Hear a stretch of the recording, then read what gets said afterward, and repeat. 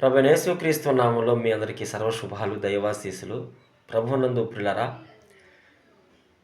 యేసు ప్రభువుని విశ్వసించి యేసు ప్రభువుని కలిగి ఉన్న మనకు యేసు ప్రభు వారి ఈ లోకంలో ఎన్నో ఆధిక్యతలు ఇచ్చాడు.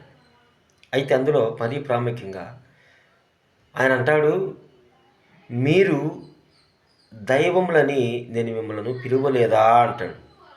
ఎంత ఆధిక్యత చూడు. మీరు లోకానికి ఉప్పు అన్నాడు, మీరు జ్యోతుల వల్లే ఉండాలన్నాడు. ఏమండి, మీరు దేవుని కుమారులు అన్నాడు. మీరు దేవదూతలకు తీర్పు తీరుస్తారని మీకు తెలియదా అన్నాడు. వాటితో పాటు మీరు దైవములని నేను మిమ్మల్ని పిలువలేదా అంటాడు కీర్తనల గ్రంథంలో. ఈ మాట అనేది నిజంగా అసలు మట్టి పురుగులం ఎక్కడ? ఈ మట్టి పురుగులను సృష్టించిన సృష్టికర్తే ఎక్కడండి? ఎంత ఔన్నత్యంతో కూడుకున్న ఆ మాట మన పట్ల ఆయన పలికాడు అంటే ఇంతకు మించి ఇంకేం కావాలి? యేసుప్రభు మనకి ఏం చేయాలి? చాలామంది నాకు దేవుడు అది చేయలేదు ఇది చేయలేదు అని బాధపడతా ఉంటారు. ఎంత ఎంత గొప్ప మాట అది, మీరు దైవములని నేను మిమ్మల్ని పిలవలేదా అన్నాడు. ఒక్క మాట చాలదా యేసుప్రభు అని మనస్ఫూర్తిగా మనం ఆరాధించడానికి?